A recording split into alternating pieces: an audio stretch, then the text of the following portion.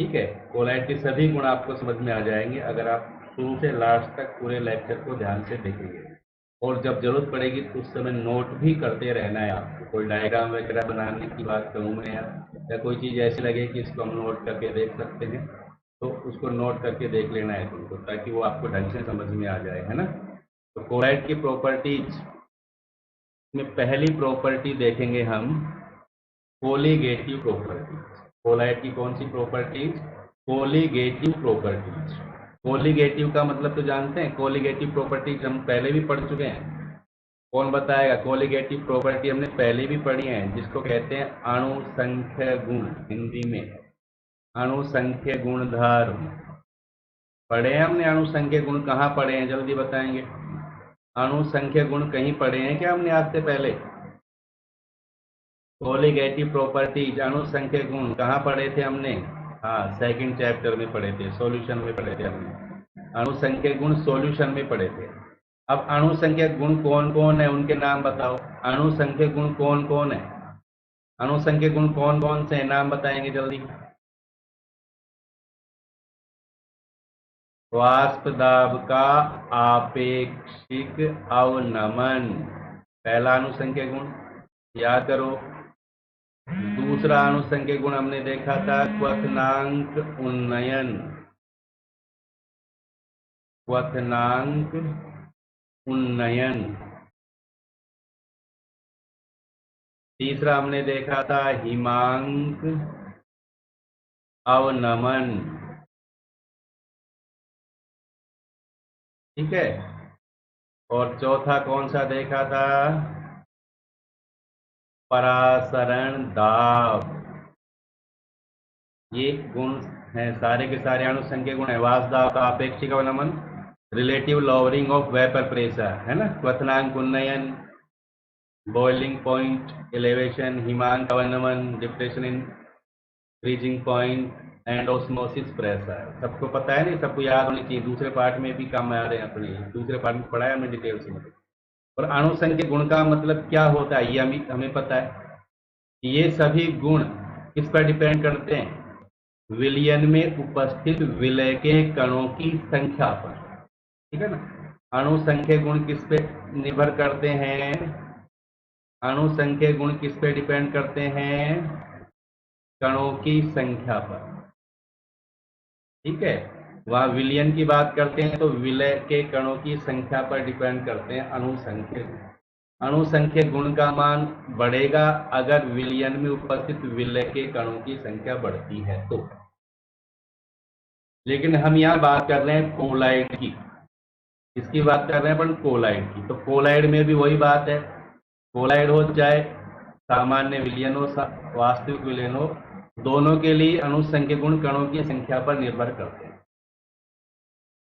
अब कोलाइड और जो वास्तविक विलयन है, उनमें कहां पर अणुओं की संख्या ज्यादा है? जहां अणुओं की संख्या ज्यादा होगी वहां अणुसंख्यक गुण भी ज्यादा होगा। अब मुझे ये बताएंगे कि कोलाइड में और वास्तविक विलयन में किस में अणुओं की संख्या ज्यादा होनी चाहिए?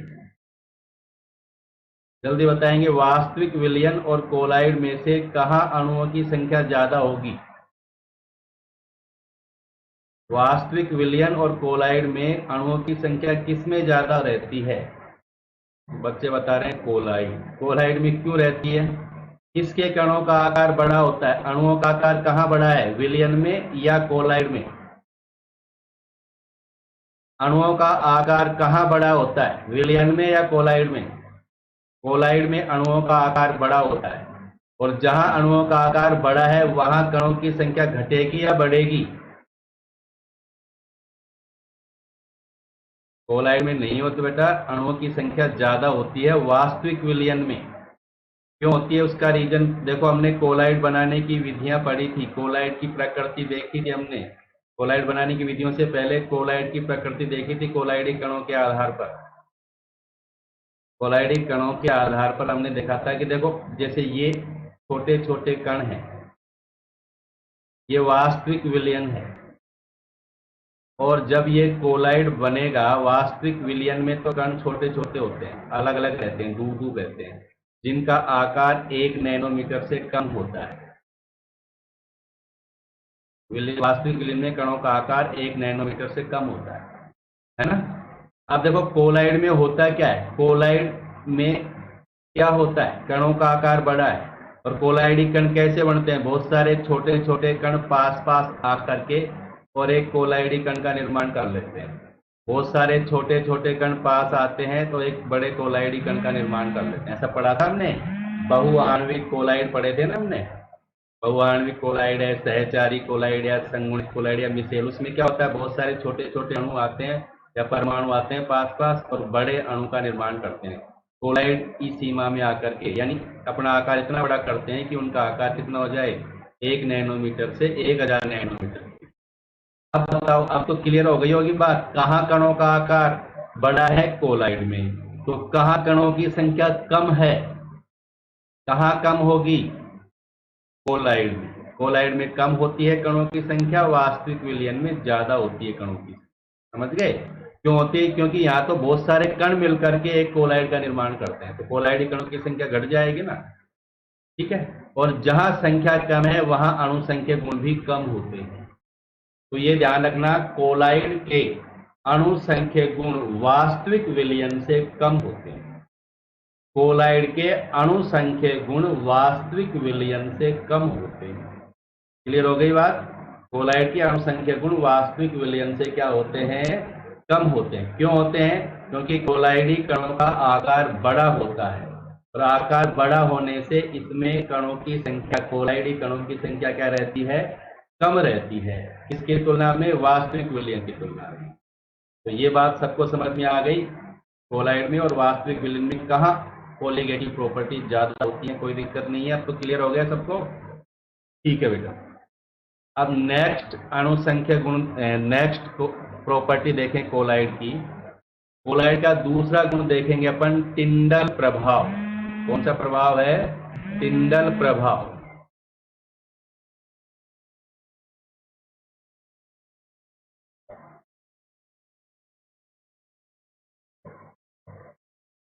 टिंडल प्रभाव, टिंडल प्रभाव क्या है, देखो बिल्कुल सरल है टिंडल प्रभाव और इंपॉर्टेंट भी है, तो ध्यान से समझेंगे इसको। टिंडल प्रभाव, टिंडल इफेक्ट। देखो क्या है, हमारे पास दो विलयन है, इधर हमने रखा हुआ है, ये है वास्तविक विलयन। एक गिलास है, उसके अंदर हमने वास्तविक विलयन भर लिया, यानी पानी ले लिया और पानी के अंदर हमने नमक का विलयन बना लिया, जो वास्तविक विलयन। और दूसरा बीकर है हमारे पास, जिसमें हमने भर दिया कोलाइड, यानी पानी लेकर के उसके अंदर हमने मान लीजिए गोंद घोल दिया थोड़ा सा। ठीक है, तो बन गया इसका कोलाइड। क्लियर। अब हम क्या करते हैं, ये हमने ले ली लाइट। ये कौन सी लाइट है, लेजर लाइट है, ये टॉर्च है, लेजर टॉर्च। उसको हम क्या करते हैं, देखी होगी आपने, जिसको अपन जलाते हैं तो दूर तक इसका फोकस जाता है ना, दूर तक, दूर दीवार पर जाकर के उसका फोकस हमें दिखाई देता है। वो उस तरह की लाइट होती है, लेजर लाइट, लेजर ट्यूब। ये है लेजर, इस तरह की टॉर्च आती है, वो लाइट हमने इस पर डाली। तो यहाँ देखो, ये जो वास्तविक विलयन है उसमें क्या हमें इस लाइट का पथ दिखाई दे रहा है, लाइट का पाथ दिखाई दे रहा है कि लाइट जाती हुई दिखाई दे रही है क्या, इसमें वास्तविक विलयन में देखो यहाँ पर नहीं दिखाई दे रही है, लाइट का पथ दिखाई नहीं दे रहा है वास्तविक विलयन में। यहाँ से लाइट डाल रहे हैं लेकिन यहाँ जाती हुई हमें दिखाई नहीं दे रही है। लेकिन यहाँ कोलाइड में देखो, अब कोलाइड में देखो, क्या कोलाइड में इसका पाथ दिखाई दे रहा है, ये प्रकाश जाता हुआ दिखाई दे रहा है ना कोलाइड में। इसी प्रभाव को बोलते हैं टिंडल प्रभाव, यही टिंडल प्रभाव। समझ गए, इसी को हम कौन सा प्रभाव कहते हैं, टिंडल प्रभाव कहते हैं। जैसे ये दूसरा डायग्राम देखें अपन, यहाँ ये उसी तरह, ये तो है ट्रू सॉल्यूशन, वास्तविक विलयन। वास्तविक विलयन में उसी तरह हमने लाइट डाली, कोई पथ दिखाई नहीं दे रहा यहाँ पर हमें। लेकिन जब हम कोलाइड सॉल्यूशन के अंदर लाइट डालते हैं, यानी प्रकाश इसमें से पास करते हैं, तो हमें प्रकाश जाता हुआ दिखाई देता है। प्रकाश का जो पथ है ना, वो हमें स्पष्ट दिखाई देता है। इस प्रभाव को कहते हैं टिंडल प्रभाव, टिंडल इफेक्ट। क्लियर हो गई बात? ये टिंडल इफेक्ट कहलाता है। और ये ब्लू अगर लाइट है, नीली रंग की लाइट है, तो उसमें ये प्रकाश ज्यादा, ये प्रभाव ज्यादा अच्छा दिखाई देता है।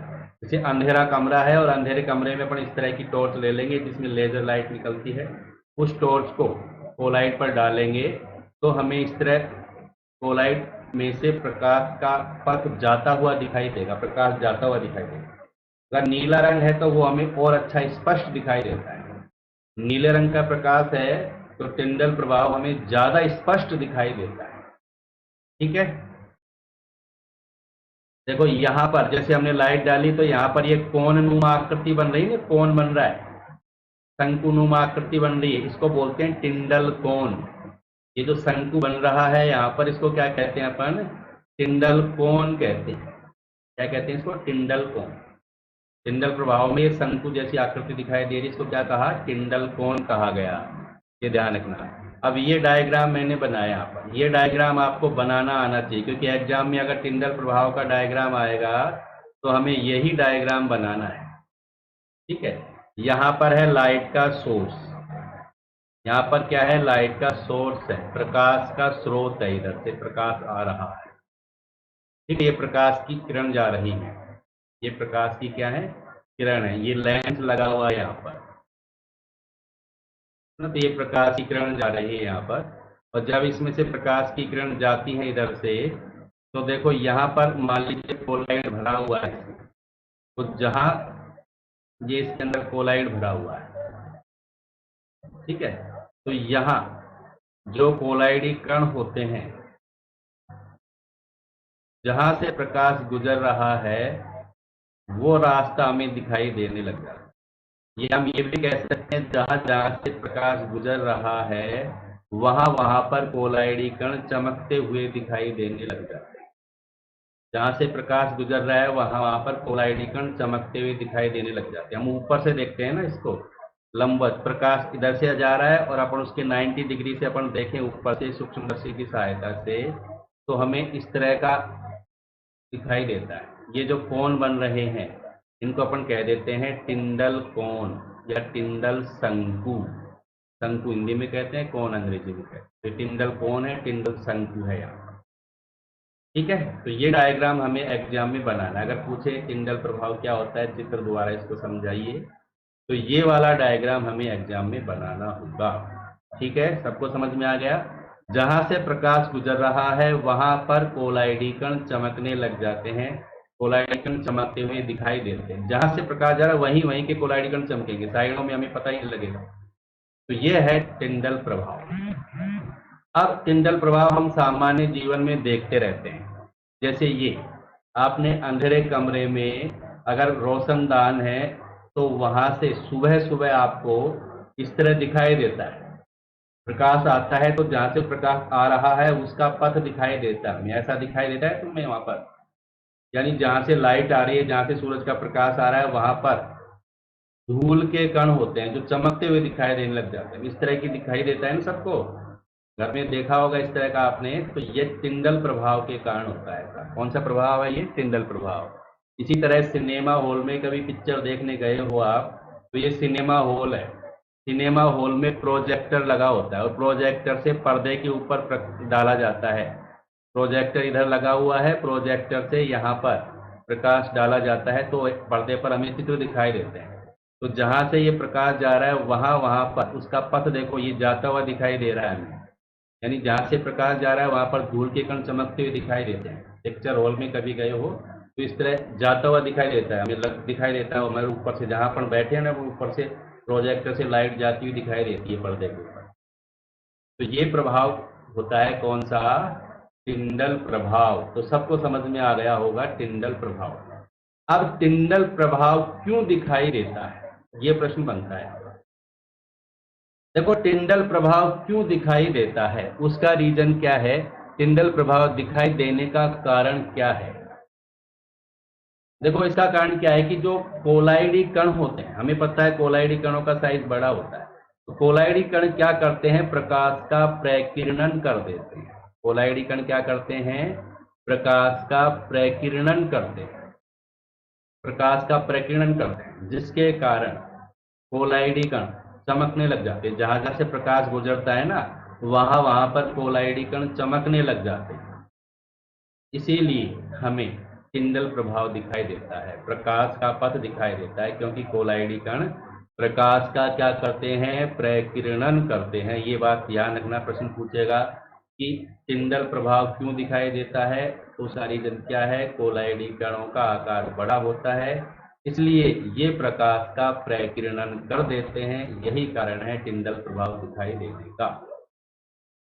दूसरी बात, टिंडल प्रभाव दिखाई कब देता है, दिखाई देने के लिए हमें दो शर्तें हैं यहाँ पर। किसी में टिंडल प्रभाव कम दिखाई देता है, किसी में ज्यादा दिखाई देता है। वो डिपेंड करता है कोलाइडी कणों के व्यास पर। किस पर, कोलाइडी कणों के व्यास पर। देखो कोलाइडी कणों का व्यास, देखो जब प्रकाश, हमने कहा कि प्रकाश का प्रकीर्णन होगा, अब किस रंग के प्रकाश का प्रकीर्णन होता है, उसकी तरंग दैर्ध्य क्या है। प्रकाश की तरंग दैर्ध्य होती है, हम पढ़ चुके हैं 11th में, प्रकाश की तरंग दैर्ध्य, अलग अलग रंग का प्रकाश है तो उसकी तरंग दैर्ध्य अलग अलग होती है। तो कोलाइडी कणों का व्यास और प्रकाश जिसका प्रकीर्णन होता है उसकी तरंग दैर्ध्य में ज्यादा अंतर नहीं होना चाहिए। ठीक है, कोलाइडी कणों का व्यास और प्रकाश की तरंग दैर्ध्य लगभग समान होनी चाहिए, इनमें बहुत ज्यादा अंतर नहीं होना चाहिए, तो हमें टिंडल प्रभाव दिखाई देगा। दूसरी बात, हमें पता है कि कोलाइड के अंदर दो प्रावस्थाएं होती हैं, परिक्षिप्त प्रावस्था भी होती है और परिक्षेपण माध्यम भी होता है। तो परिक्षिप्त प्रावस्था और परिक्षेपण माध्यम दोनों के ही जो अपवर्तनांक हैं, परिक्षिप्त प्रावस्था व परिक्षेपण माध्यम, ध्यान से देखो इसको, इंपॉर्टेंट चीजें हैं। परिक्षिप्त प्रावस्था व परिक्षेपण माध्यम के जो अपवर्तनांक हैं, क्या, अपवर्तनांक, इनके मानों में क्या होना चाहिए, अधिक अंतर होना चाहिए। परीक्षित प्रावस्था के अपवर्तनांक और परिक्षेपण माध्यम के अपवर्तनांक के जो परिमाप हैं, जो मान हैं, उनमें अंतर अधिक होना चाहिए, परिमाप में अधिक अंतर होना चाहिए। अगर इनके अपवर्तनांक में अधिक अंतर है, दोनों के अपवर्तनांकों के मानों में ज्यादा अंतर है, तो फिर टिंडल प्रभाव ज्यादा अच्छा दिखाई देता है। तो टिंडल प्रभाव दिखाई देने के लिए दो बातें आवश्यक हैं, एक तो कोलाइडी कणों का व्यास और प्रकीर्णित होने वाले प्रकाश की तरंग दैर्ध्य में ज्यादा अंतर नहीं होना चाहिए। दूसरा, परीक्षित प्रावस्था और परिक्षेपण माध्यम के अपवर्तनांकों के मानों में ज्यादा अंतर होना चाहिए। ठीक है, तो टिंडल प्रभाव दिखाई देता है, ज्यादा स्पष्ट दिखाई देता है। टिंडल प्रभाव क्यों दिखाई देता है, इसका उत्तर सबको पता लग ही गया, क्योंकि कोलाइडी कण प्रकाश का क्या करते हैं, प्रकीर्णन करते हैं। यही कारण है टिंडल प्रभाव दिखाई देने का। तो समझ में आ गया सबको, टिंडल प्रभाव क्या है, टिंडल प्रभाव क्यों दिखाई देता है, टिंडल प्रभाव दिखाई देने की क्या शर्तें हैं और टिंडल प्रभाव की क्या क्या एग्जाम्पल हैं, क्या उदाहरण है, ये सबको समझ में आ गया होगा। इंपॉर्टेंट टॉपिक है, इसलिए ये सबको समझ में आना चाहिए। नेक्स्ट प्रॉपर्टी देखते हैं हम, कोलाइड के रंग की बात करते हैं, कलर की बात करते हैं। कोलाइड का जो रंग है, देखो कोलाइड विलयन जो है ना, उनका रंग डिपेंड करता है, हमने अभी कहा कि कोलाइडी कण प्रकाश का प्रकीर्णन करते हैं। कोलाइडी कण किसका प्रकीर्णन करते हैं, प्रकाश का प्रकीर्णन करते हैं। अब जो प्रकीर्णित होने वाला प्रकाश है ना, उसकी तरंग दैर्ध्य कौन से रंग की है, उस पर डिपेंड करता है कोलाइड का रंग। प्रकीर्णित प्रकाश की तरंग दैर्ध्य, प्रकीर्णित प्रकाश की तरंग दैर्ध्य पर डिपेंड करता है कि ये तरंग दैर्ध्य किस रंग की है। ठीक है, तो पहला बात ध्यान रखेंगे, कोलाइड का रंग किस पर डिपेंड करेगा, प्रकीर्णित प्रकाश की तरंग दैर्ध्य पर डिपेंड करता है प्रकाश का, कोलाइड का रंग। दूसरी बात किस पर डिपेंड करता है, ये डिपेंड करता है कोलाइडी कणों के आकार, कोलाइडी कणों के आकार पर भी डिपेंड करता है। कोलाइडी कणों का आकार अगर बदल जाता है तो भी कोलाइडी विलयन का रंग बदल जाएगा, कोलाइड का रंग बदल जाएगा, कणों का आकार बदलेगा तो रंग भी बदल जाएगा। और हम ये भी कह सकते हैं कि जो देखने वाला है जो प्रेक्षक है, प्रेक्षक का मतलब जो देख रहा है कोलाइड को, प्रेक्षक द्वारा कोलाइड को देखने के तरीके पर या प्रेक्षक द्वारा कोलाइड से जो प्रकाश आ रहा है उसको ग्रहण करने पर भी डिपेंड करता है कि वो कौन से प्रकाश को ग्रहण कर रहा है, कौन सा प्रकाश उसकी आंखों में जा रहा है, कौन सा प्रकाश, परावर्तित प्रकाश जा रहा है या संचरित प्रकाश जा रहा है, कौन सा प्रकाश उसकी आंखों के अंदर जा रहा है, उस पर भी डिपेंड कर रहा है। प्रेक्षक द्वारा कोलाइड से निकले प्रकाश को ग्रहण करने के तरीके पर या ग्रहण करने पर हम कौन से प्रकाश को, देखने वाला आंखों में कौन सा प्रकाश जा रहा है, परावर्तित प्रकाश जा रहा है या संचरित प्रकाश जा रहा है, उस पर भी डिपेंड करता है कोलाइड का रंग। तो तीन बातों पर कोलाइड का रंग डिपेंड करते हैं, तीनों बातें सबको पता होनी चाहिए। समझ गए? संकिरणित प्रकाश की तरंगदैर्ध्य पर, कोलाइड कणों के आकार पर और प्रेक्षक द्वारा कोलाइड से निकलने वाले प्रकाश को ग्रहण करने के तरीके।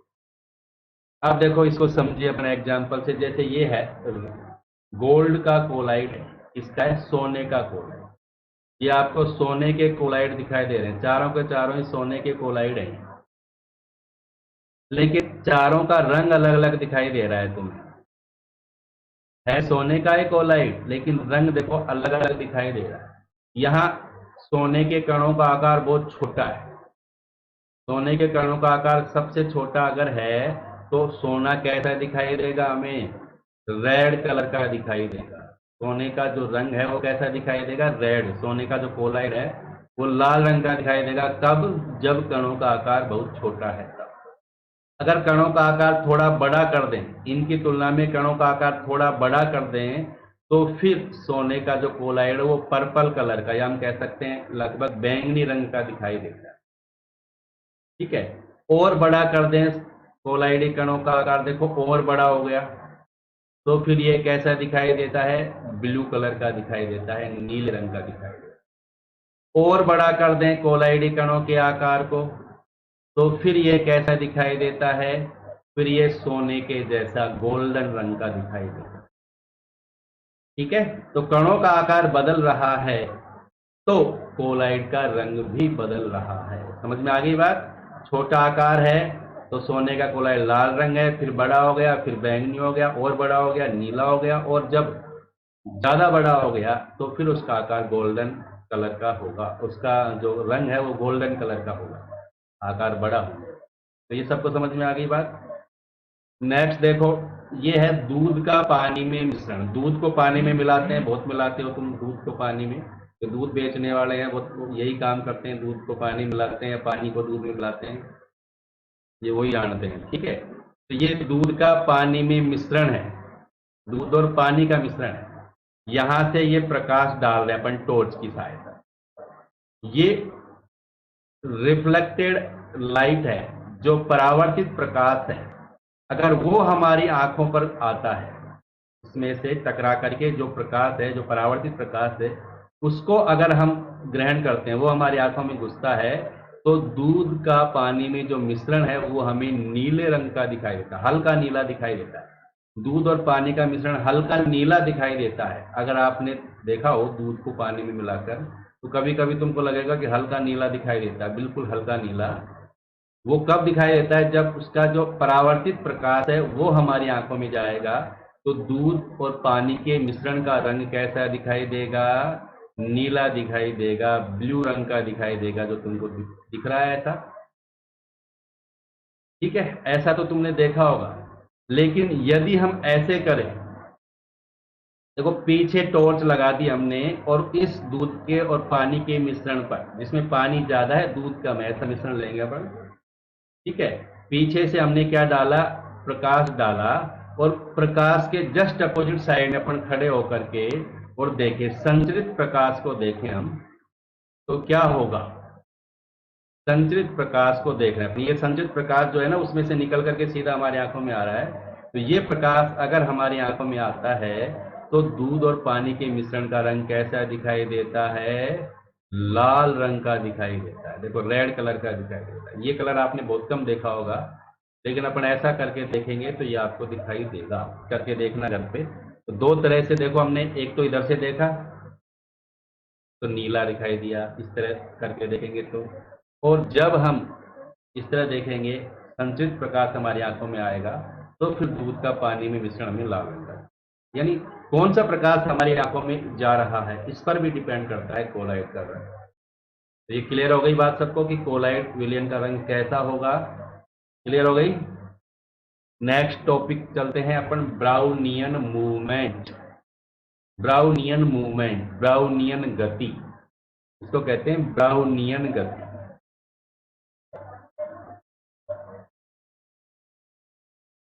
ठीक है, ये है ब्राउनियन मूवमेंट, ब्राउनियन गति। ब्राउनियन मूवमेंट क्या है?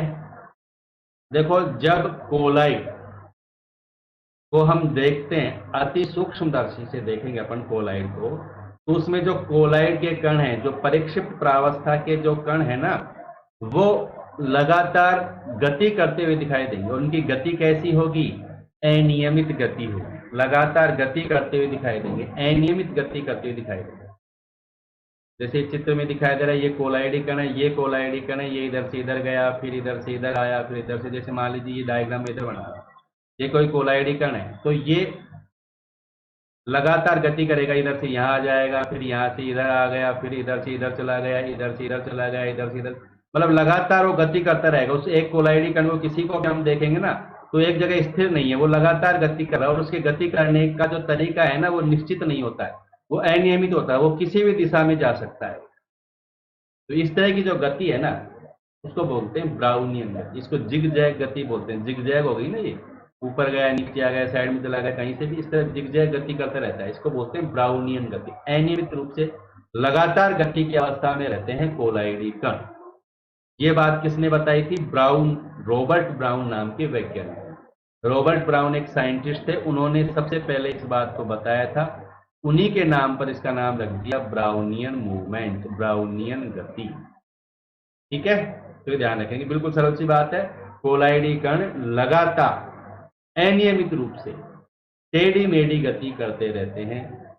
इस गति को ही कहते हैं ब्राउनियन गति, ब्राउनियन मूवमेंट। अब देखो ब्राउनियन मूवमेंट जब कोलाइड करता है, देखो कोलाइडी कण जब लगातार गति की अवस्था में रहते हैं ना, तो कोलाइड स्थायी रहता है। कोलाइडी कण गति करते रहते हैं, चारों तरफ गति करते रहते हैं, तो कोलाइड घूमते रहते हैं। लेकिन यदि कोलाइडी कणों की गति रुक जाएगी, कोलाइडी कण स्थिर हो जाएंगे, तो कोलाइड फिर कहाँ चले आ जाएंगे? ऊपर से नीचे जाकर के बैठ जाएंगे। कोलाइड नीचे जाकर के बैठ जाएंगे, कोलाइड का स्कंदन हो जाएगा। अगर गति नहीं होगी तो इस तरह हो जाएंगे, कोलाइड का नीचे जाकर के बैठ जाएंगे, अवक्षेपित हो जाएंगे। तो कहने का मतलब यह है कि कोलाइडी कणों की ये जो ब्राउनियन गति है, इसका जो महत्व है वो क्या है कि कोलाइडी कण स्थायी रहता है।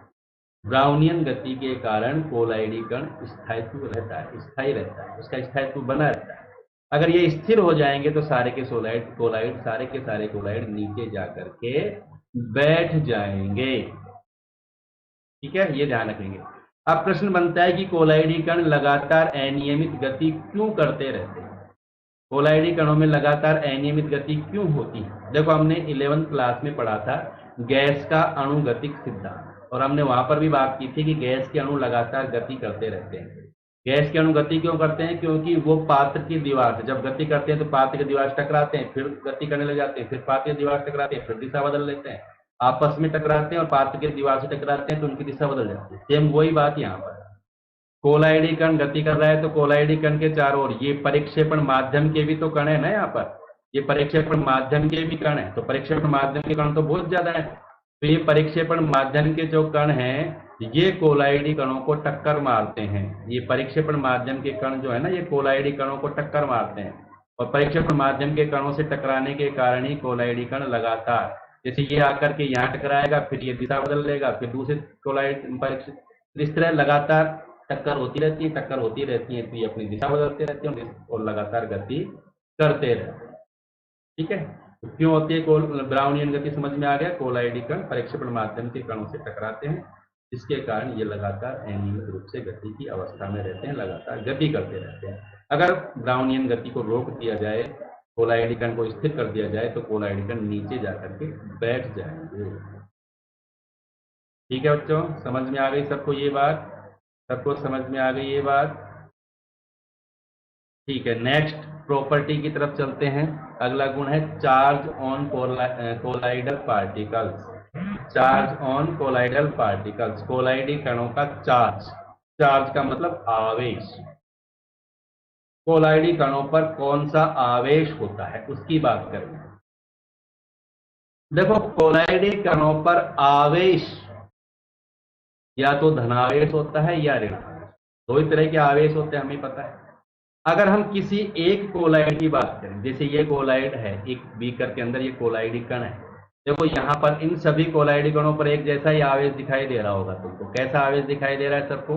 यहाँ पर सब पर पॉजिटिव चार्ज है। देखो इधर भी चार्ज है पॉजिटिव, इधर भी पॉजिटिव, इधर भी पॉजिटिव, इधर जितने भी कोलाइडी कण है सब पर पॉजिटिव, यानी सब पर एक जैसा ही आवेश है।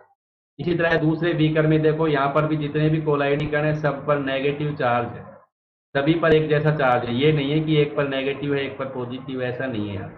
तो कहने का मतलब ये है कि कोलाइडी सॉल्यूशन में कोलाइडी कणों पर एक जैसा ही आवेश होता है। या तो सारे के सारे कोलाइडी कणों पर धनावेश होता है, या सारे के सारे कोलाइडी कणों पर ऋण आवेश होता है। ऐसा नहीं होता कि एक ही कोलाइडी सॉल्यूशन में धनावेश भी हो और ऋण आवेश भी हो। दोनों तरह के आवेश नहीं होते कोलाइडी कणों, एक जैसा ही आवेश होता है। ठीक है, समझ में आ गया सबको? दोबारा सुनेंगे।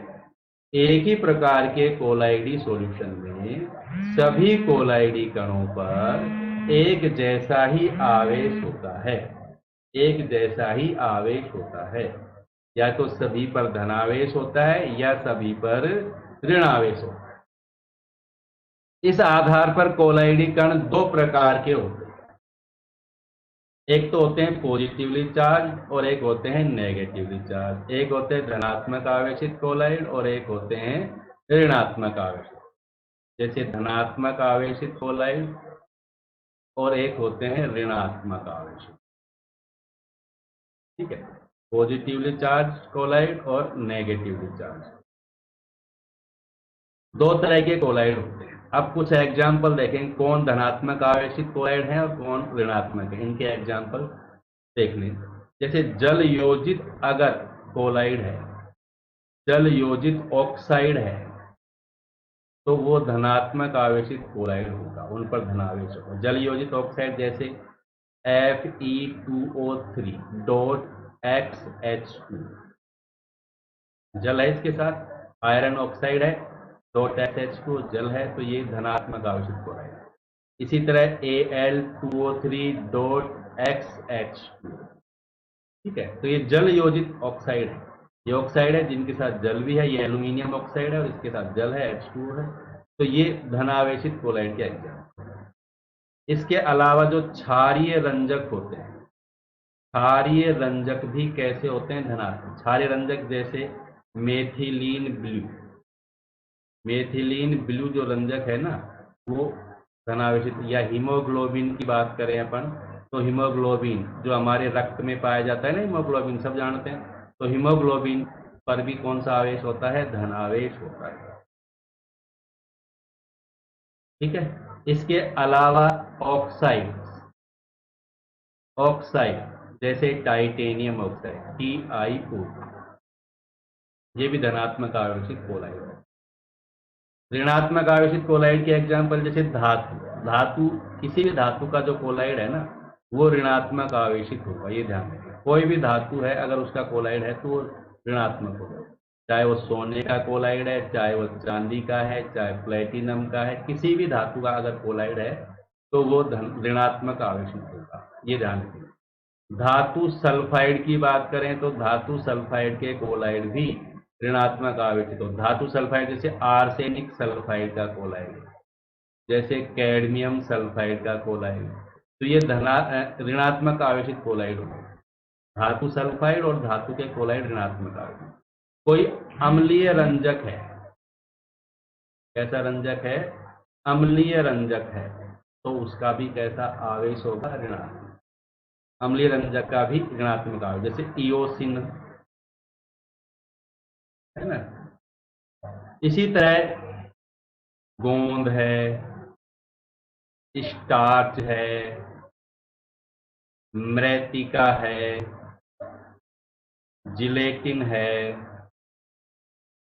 या चारकोल है, इनके जो कोलाइड होते हैं वो कैसे होते हैं, ऋणात्मक आवेशित कोलाइड। इन सब पर कौन सा आवेश होता है, ऋणावेश होता है। समझ में आ गया सबको, तो ये ध्यान रखेंगे। ठीक है, दो तरह के कोलाइड होते हैं, एक जिन पर धनावेश होता है, एक जिन पर ऋणावेश होता है।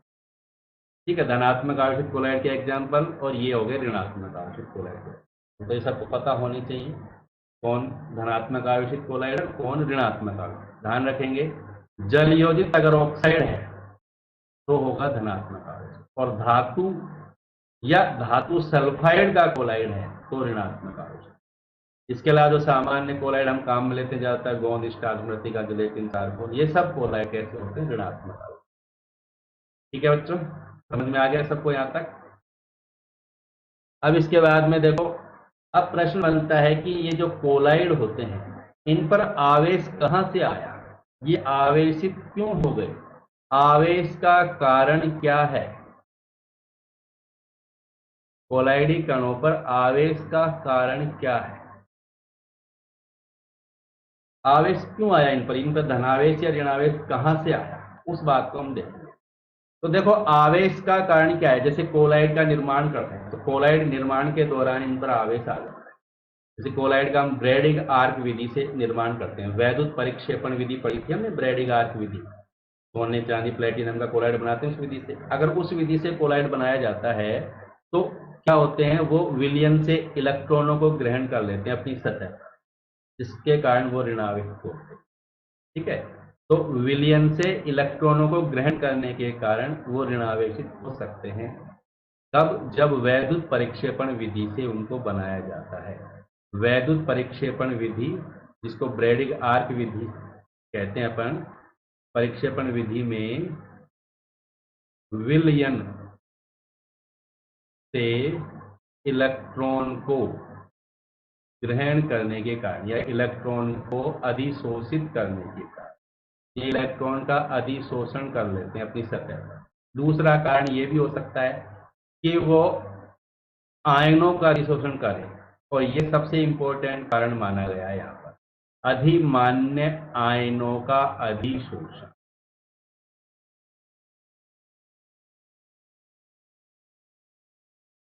ठीक है, ये जब कोलाइड का फॉर्मेशन होता है तो कोलाइडी विलयन में जो आयन होते हैं वो आयन कोलाइडी कणों की सतह पर आ जाते हैं, वहां पर अधिशोषित हो जाते हैं, जिसके कारण भी उन पर आवेश आ जाता है। हमें पता है आयन दो तरह के होते हैं, या तो धनायन का अधिशोषण करेंगे या ऋणायन का। अगर धनायन का अधिशोषण होता है उनकी सतह पर तो धनायन यानी धनावेश आ जाएगा। अगर ऋणायन का अधिशोषण होता है उनकी सतह पर तो कोलाइड कैसे हो जाएंगे, ऋणावेशित हो जाएंगे। आवाज कम करो। जैसे मान लीजिए हम क्या करते हैं, एक एग्जांपल देखते हैं अपन, सिल्वर नाइट्रेट है हमारे पास AgNO, और एक है पोटेशियम आयोडाइड, इन दोनों से बनाते हैं। यहाँ पर ये जो AgNO3 ने ये एक्सेस में है, एक्सेस का मतलब जानते हैं अधिकता में, ज्यादा मात्रा में है सिल्वर नाइट्रेट। इन दोनों को मिलाएंगे तो इनकी रिएक्शन होगी तो ये कोलाइड बन जाएगा, Agi का कोलाइड बन जाएगा। ठीक है, तो सिल्वर आयोडाइड Agi का कोलाइड बन जाएगा, सिल्वर नाइट्रेट और Ki की क्रिया। अब सॉल्यूशन के अंदर जो विलयन होगा उसके अंदर कौन कौन से आयन होंगे, तो Agi का कोलाइड बन गया तो विलयन में कौन कौन से आयन होंगे, एक्सेस में है तो Ag+ आयन भी है विलयन में, I- आयन भी है, K+ आयन भी है, तो होंगे ना, ये आयन भी तो पाए जाएंगे विलयन के अंदर ज्यादा मात्रा में। अब क्या करेगा ये कोलाइड, इनमें से किसी आयन को अपनी सतह पर अधिशोषित कर देगा, लेकिन कौन से आयन को अधिशोषित करेगा, वो उस आयन को अधिशोषित करेगा जो आयन पहले से ही इसमें है। जैसे Agi में दो तरह के आयन है, एक तो Ag+ है और एक I- है, तो ये कोलाइड विलयन से उस आयन को अधिशोषित करेगा जो इसमें पहले से है। तो इसका उभयनिष्ठ आयन है, या तो वो Ag प्लस का अधिशोषण करेगा या I माइनस का अधिशोषण करेगा। ठीक है, अब वो किसका अधिशोषण करेगा? जो यहाँ ज्यादा मात्रा, तो एक्सेस में कौन है यहाँ पर? AgNO3। AgNO3 एक्सेस में है तो Ag प्लस भी एक्सेस में है, तो ये क्या करता है? अपनी सतह पर Ag प्लस का अधिशोषण कर देगा। ठीक है, तो AgI की सतह पर कौन से आयन आ जाएंगे? Ag प्लस आयन आ जाएंगे, और Ag प्लस आयन आने के कारण ये कैसा हो जाएगा? फिर कैसा आवेश आ जाएगा इस पर? धनावेश। देखो इसको डायग्राम द्वारा समझें। जैसे ये कोलाइड है किसका? AgI का। ठीक है, अब विलयन में बहुत सारे Ag प्लस आयन भी हैं, विलयन में बहुत सारे I माइनस आयन भी हैं, तो ये क्या करेगा? Ag प्लस आयन को अपनी सतह पर अधिशोषित करके और धनावेशित हो जाएगा। Ag प्लस आयन इसकी सतह पर आ जाएंगे और ये क्या हो जाएगा? धनावेशित हो जाएगा। क्लियर होगी बात सबको? इसी तरह दूसरा एग्जाम्पल देखें हम, अगर उल्टा कर दें अपन, क्या कर दें? अभिक्रिया ये की यही है, थोड़ा सा क्या करें अपन? चेंज कर दें। एक्सेस में कौन ले लें? ज्यादा मात्रा किसकी ले लें? KI की। ज्यादा मात्रा किसकी ले लें? KI की। देखो अभिक्रिया तो सेम ऐसी होगी, AgNO3 की KI से अभिक्रिया होगी, क्या बन जाएगा? Ag। लेकिन यहाँ ज्यादा मात्रा में हमने किसको ले लिया? KI, यानी ज्यादा आयन किसके हैं विलयन में? अब I माइनस के।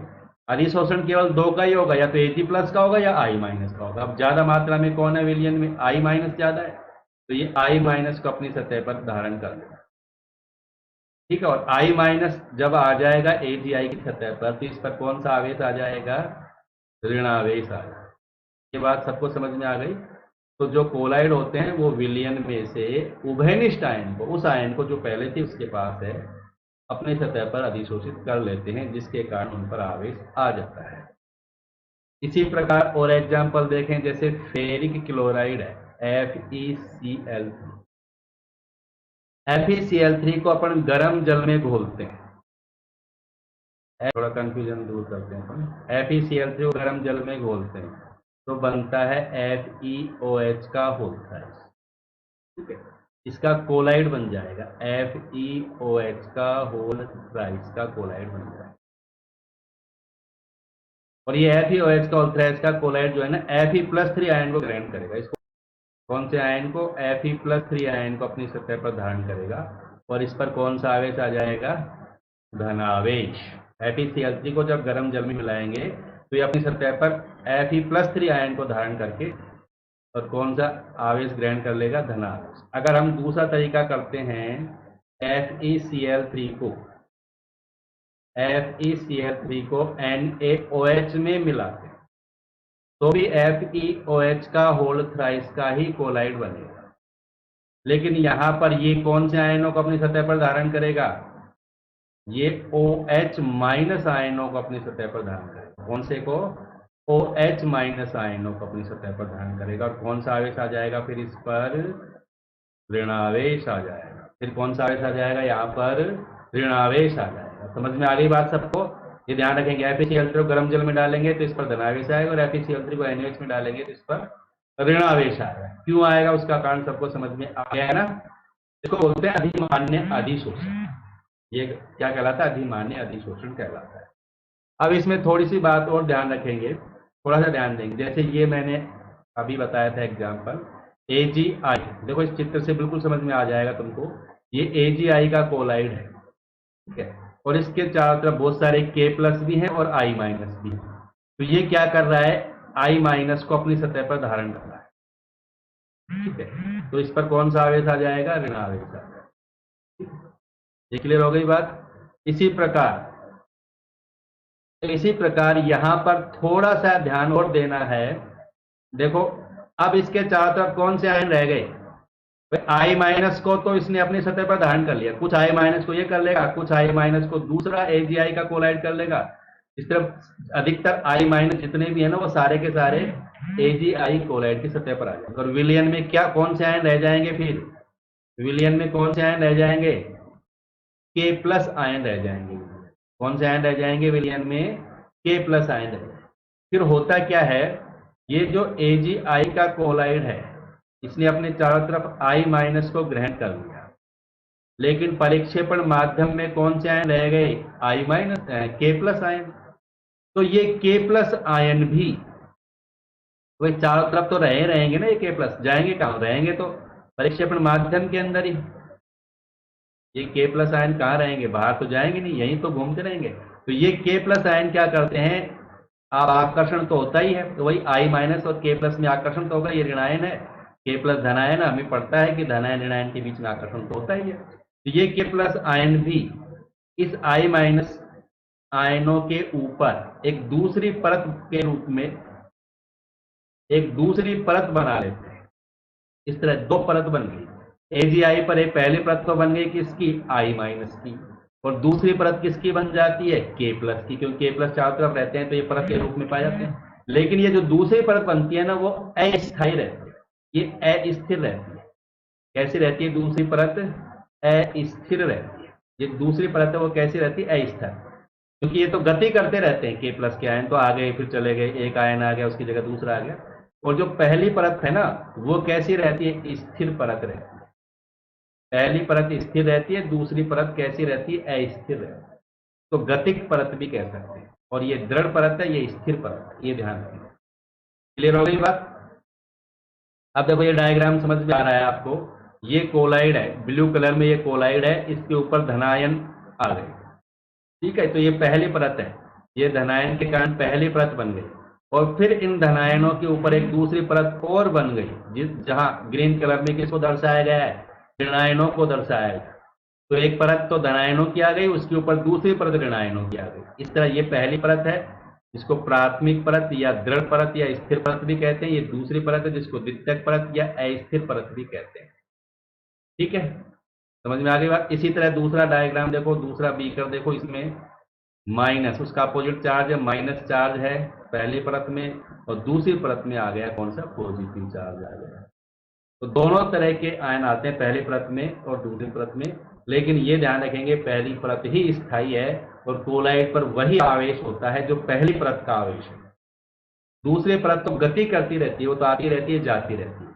कोलाइडी कण पर वही आवेश रहता है जो पहली परत का आवेश है। ये बात सबको समझ में आ जानी चाहिए। ठीक है, अब देखो हम पढ़ चुके हैं इलेक्ट्रोकेमिस्ट्री, हमने पढ़ा है। ये दो अलग अलग आवेश आ गए। ऊपर देखो धनावेश है, नीचे की तरफ ऋणावेश। दूसरे डायग्राम में नीचे धनावेश है, ऊपर ऋणावेश है। दो अलग अलग चार्ज आ गए। अब दो अलग अलग चार्ज होने के कारण, दो अलग अलग चार्ज जब आ जाते हैं तो क्या होता है? विभवांतर उत्पन्न होता है। क्या उत्पन्न होता है? विभवांतर। पता है सबको? जब पॉजिटिव और नेगेटिव चार्ज आ जाएंगे तो क्या उत्पन्न हो जाएगा? तो विभवांतर उत्पन्न हो जाएगा। ठीक है, और विभवांतर उत्पन्न हो जाएगा। इस विभवांतर को क्या कहते हैं हम? इसको बोलते हैं वैद्युत गतिक विभव। क्या कहते हैं? वैद्युत गतिक विभव, या इसको बोलते हैं जीटा विभव। वैद्युत गतिक विभव कह सकते हैं या जीटा विभव कहते हैं। ठीक है, दो अलग अलग आवेश जब आ जाते हैं तो विभवांतर उत्पन्न हो जाता है, जिसको बोलते हैं अपन वैद्युत गतिक विभव या जीटा विभव। ये क्लियर हो गई बात सबको? ये बात सबको समझ में आ गई? दोबारा समझेंगे। मैंने क्या कहा कि कोलाइडी कण विलयन में से किसी एक प्रकार के आयन को, उस आयन को जो उभयनिष्ठ है, उस आयन को अपनी सतह पर धारण कर लो। ठीक है, पहली परत बनाते, प्राथमिक परत बनाते। लेकिन विलयन में जो दूसरे प्रकार के आयन है वो भी इस प्राथमिक परत के ऊपर आकर के एकत्रित हो जाते हैं और द्वितीय परत बनाते हैं। ठीक है, यहां पर प्राथमिक परत स्थिर होती है, द्वितीय परत अस्थिर होती है। ठीक है, इस परत को बोलते हैं, ये जो दो परत बन गई ना, इसको बोलते हैं हेल्महोल्ट्ज दोहरी परत। हेल्महोल्ट्ज दोहरी परत। ठीक है, ये दो परत बन गई तो इसको बोलते हैं हेल्महोल्ट्ज दोहरी परत। Helmholtz electrical double layer, Helmholtz दोहरी परत या हेल्महोल्ट्ज विद्युतीय दोहरी परत बन जाती है। और चूंकि दो अलग अलग आवेश हैं इस परत में, तो यहाँ विभवांतर उत्पन्न होता है। इसको अपन कहते हैं वैद्युत गतिक विभव या जीटा विभव। ठीक है बच्चों, कोई दिक्कत किसी को? अब नेक्स्ट प्रॉपर्टी देखते हैं हम, इलेक्ट्रोफोरेसिस। अगला गुण क्या है? इलेक्ट्रोफोरेसिस। इसको बोलते हैं वैद्युत कण संचलन। इलेक्ट्रोफोरेसिस को क्या कहेंगे अपन? वैद्युत कण संचलन। वैद्युत कण संचलन। वैद्युत कण संचलन का मतलब क्या है? देखो बिल्कुल सरल सी बात है। ये हमने ले लिया कि यू आकार की कांच की नली। ये यू ट्यूब है, यू आकार की कांच की नली है। इस यू आकार की कांच की नली में यहां हमने दो प्लेटिनम के इलेक्ट्रोड लगा दिए। ये दो इलेक्ट्रोड है जो मैंने पीले कलर से बना दी। ये दो इलेक्ट्रोड है, किसके इलेक्ट्रोड है? Platinum electrode. ठीक है, इसको बंद कर दिया मैंने, इसमें कोलाइड भर करके, और यहाँ बंद कर देते हैं इसको। ये प्लेटिनम इलेक्ट्रोड है दोनों के दोनों। ये मान लीजिए ये तो एनोड बना दिया हमने, और ये मान लीजिए इसको बना दिया कैथोड। ठीक, यहां भर दिया हमने कोलाइडी विलियन। क्या भर दिया यहाँ पर हमने? कोलाइडी सॉल्यूशन। जैसे कोलाइडी सॉल्यूशन मैंने ये भर दिया। ये कोलाइडी कण दिखाई दे रहे हैं सबको, ये कोलाइडी कण दिखाई दे रहे हैं। ठीक है, ये कोलाइडी कण है। अब हमें पता है एनोड पर पॉजिटिव चार्ज होता है, कैथोड पर नेगेटिव चार्ज होता है। अपन क्या करते हैं? अब इसमें विद्युत धारा प्रवाहित करते हैं।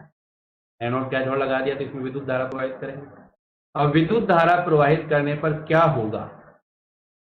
ये जो कोलाइडी कण है किसी एक इलेक्ट्रोड की तरफ गति करेंगे। या तो ये कोलाइडी कण किसकी तरफ जाएंगे? एनोड की तरफ। या ये सभी कोलाइडी कण किसकी तरफ जाएंगे? कैथोड की तरफ। या तो एनोड की तरफ जाएंगे, कैथोड की तरफ। ये डिपेंड करेगा इन पर कौन सा आवेश है उस पर। यदि सभी कोलाइडी कणों पर धनावेश है, यदि सभी कोलाइडी कण धनावेशित हैं, तो ये कहां तक, किसकी तरफ जाएंगे? यदि कोलाइडी कणों पर धनावेश है तो किधर जाएंगे? जल्दी बताओ। यदि सभी कोलाइडी कणों पर धनावेश है तो ये किसकी तरफ जाएंगे? कैथोड की तरफ जाएंगे, ऋणावेशित प्लेट की तरफ जाएंगे। यदि सभी पर धनावेश है तो ये कैथोड की तरफ जाएंगे। अगर उल्टा कर दें, सभी पर क्या कर दें? ऋणावेश। मान लीजिए सभी पर ऋणावेश है तो ये किस तरफ जाएंगे? तो फिर किसकी तरफ जाएंगे? ये एनोड की तरफ जाएंगे। ठीक है, तो ये होता है वैद्युत कण संचलन। सबको समझ में आ गया? कोलाइडी कण को हमने यू आकार की नली में लेकर के प्लेटिनम के इलेक्ट्रोड लगा दिए और विद्युत धारा प्रवाहित करते हैं, तो क्या देखते हैं? कोलाइडी कण किसी एक इलेक्ट्रोड की तरफ गति करते हैं। या तो वो एनोड की तरफ गति करते हैं या कैथोड की तरफ गति करते हैं। इस घटना को ही कहते हैं वैद्युत कण संचलन। अब वो किस तरफ जाएंगे ये डिपेंड करता है कोलाइडी कणों पर कौन सा आवेश है उसमें। यानी वैद्युत कण संचलन से हम पता लगा सकते हैं कि कोलाइडी कणों पर कौन सा आवेश है। अगर हमारे पास कोई कोलाइड है और हमें पता लगाना है कि इस पर कौन सा आवेश है, धनावेश है या ऋणावेश है, तो हम ये एक्सपेरिमेंट करेंगे। अगर सभी कोलाइडी कण कैथोड की तरफ जा रहे हैं तो हम तुरंत समझ जाएंगे उन पर कौन सा आवेश होगा? धनावेश। अगर सभी कोलाइडी कण एनोड की तरफ जा रहे हैं हम तुरंत समझ जाएंगे कि उन पर कौन सा आवेश है? ऋणावेश है। अपोजिट इलेक्ट्रोड पर जाएंगे, अगर धनावेशित इलेक्ट्रोड की तरफ जा रहे हैं तो उन पर ऋणावेश है, और ऋणावेशित इलेक्ट्रोड की तरफ जा रहे हैं इसका मतलब उन पर धनावेश। ये क्लियर हो गया सबको? तो ये घटना कहलाती है वैद्युत कण संचलन। ये एग्जाम में आता है, ये डायग्राम भी आता है, पूछा जाता है वैद्युत कण संचलन का चित्र बनाइए या वैद्युत कण संचलन को चित्र के द्वारा समझाइए। ठीक है, अब देखो ये चित्र वही चित्र है, उसको हमने बनाया था, उस तक तुमको एग्जाम में बनाना होता है। ये देखो ये पूरा सेटअप है। ये यू आकार की कांच की नली है, नीचे स्टॉप कॉक लगी हुई है। ठीक है, ये एनोड लगा हुआ है, इधर ये कैथोड लगा हुआ है। ठीक है, ये कोलाइडी सॉल्यूशन भरा हुआ है। मान लिया गया कि ये जो कोलाइडी विलयन भरा हुआ है इस पर कौन सा आवेश है? धनावेश। ये धनावेशित कोलाइड है। कौन सा कोलाइड है? ये धनावेशित कोलाइड है। जब ये धनावेशित कोलाइड पर वैद्युत क्षेत्र लगाएंगे हम, विद्युत धारा प्रवाहित करेंगे हम, तो सारे के सारे कोलाइड कैथोड की तरफ जाएंगे। देखो ये कैथोड पर आकर के और यहाँ जमा हो रहे हैं। ठीक है, तो ये घटना कहलाती है वैद्युत कण संचलन। ये क्लियर हो गया सबको? वैद्युत कण संचलन सबको क्लियर हो गया? सबको समझ में आ गया? नाम से पता चल रहा है वैद्युत कण संचलन यानी विद्युत क्षेत्र की उपस्थिति। कोलाइड कण क्या करते हैं? गति करते हैं। किधर गति करते हैं? एनोड की तरफ या कैथोड की तरफ। ठीक है, अब देखो यदि हमने क्या किया, यहां पर ये लगा दी हमने अर्धपारगम्य झिल्ली।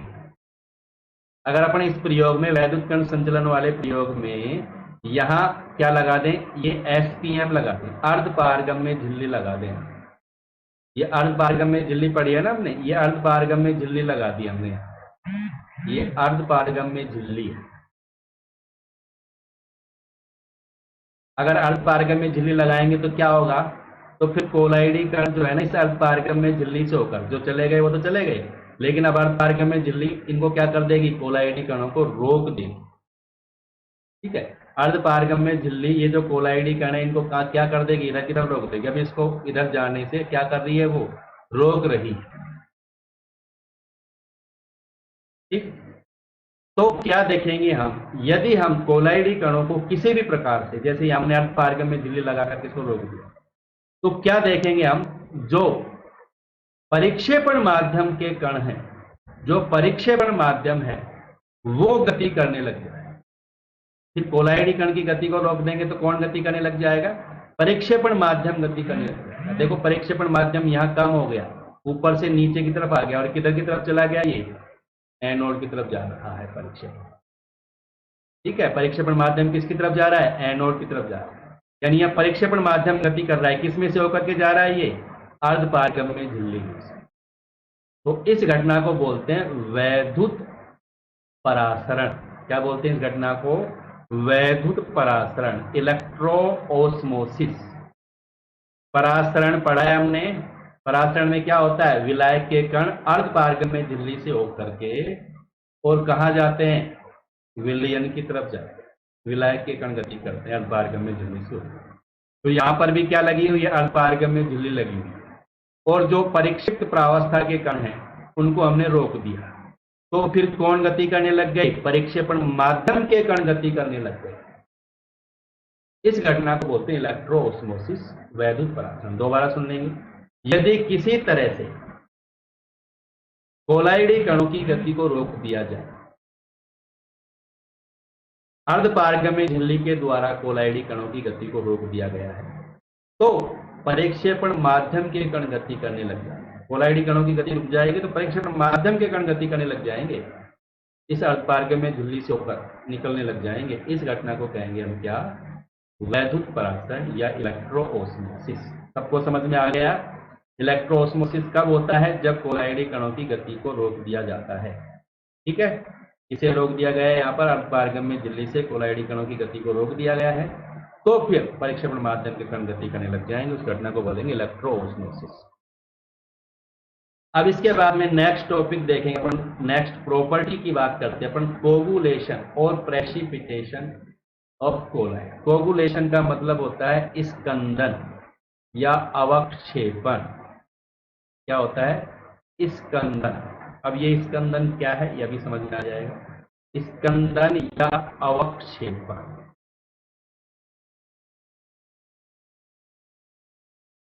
स्कंदन या अवक्षेपण का मतलब क्या है, अभी मैंने कहा कि कोलाइडी कण जो है ना, ये कोलाइडी कण है, ये लगातार गति करते रहते हैं, ऊपर ही ऊपर घूमते रहते हैं। ठीक है, अब स्कंदन का मतलब क्या है, कोलाइडी कणों का नीचे बैठ जाना। ये सारे के सारे कोलाइडी कण नीचे आकर के बैठ जाए, तो ये घटना कहलाती है अवक्षेपण, स्कंदन। ठीक है, कोलाइडी कणों का नीचे बैठ जाना, अवक्षेपित हो जाना, क्या कहलाता है, कोलाइड का स्कंदन या कोलाइड का अवक्षेपण कहलाता है।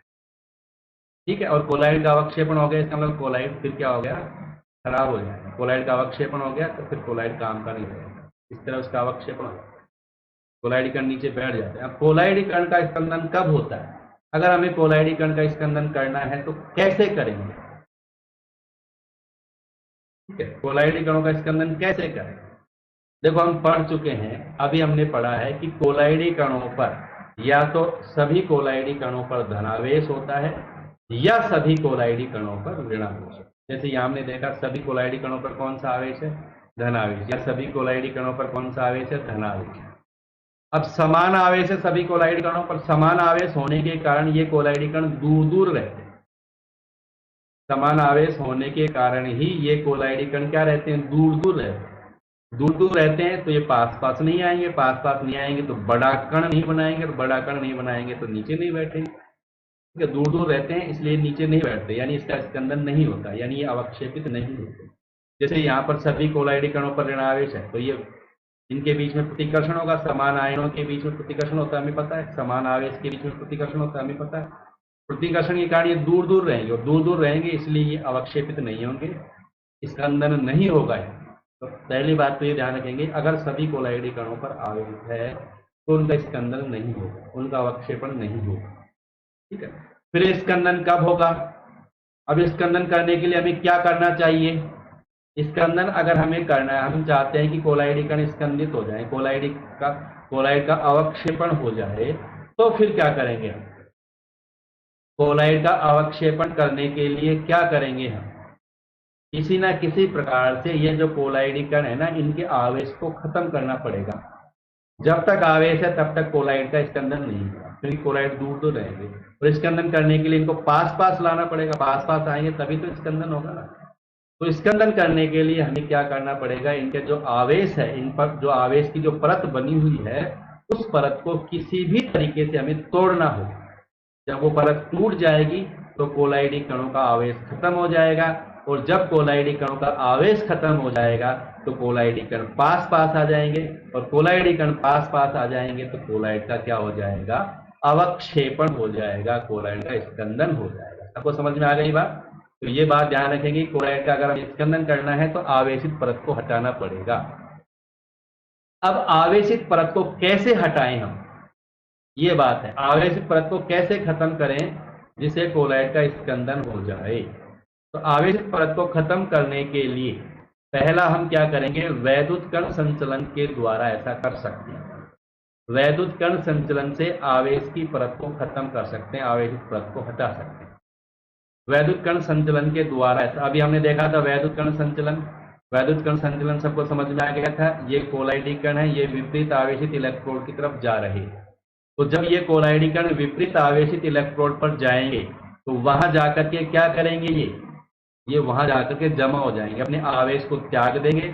कैथोड पर जाएंगे तो इनका अपचयन हो जाएगा, एनोड पर जाएंगे तो इनका ऑक्सीकरण हो जाएगा। अपचयन होने का मतलब अगर इन पर ऋणावेश है तो ये अपने ऋणावेश को त्याग देंगे, और त्यागने के कारण क्या हो जाएंगे? उदासीन हो जाएंगे। ठीक है ना? तो उदासीन हो जाने से इनका क्या हो जाएगा? स्कंदन हो जाएगा।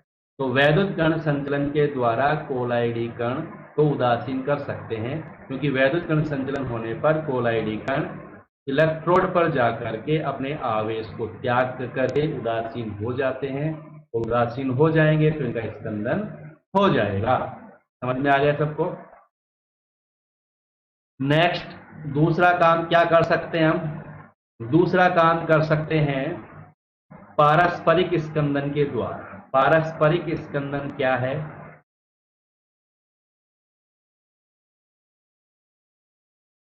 पारस्परिक स्कंदन क्या है? जैसे हमारे पास दो कोलाइड है, एक कोलाइड है धनावेशी और एक कोलाइड हमने ले लिया कौन सा? ऋणावेशी।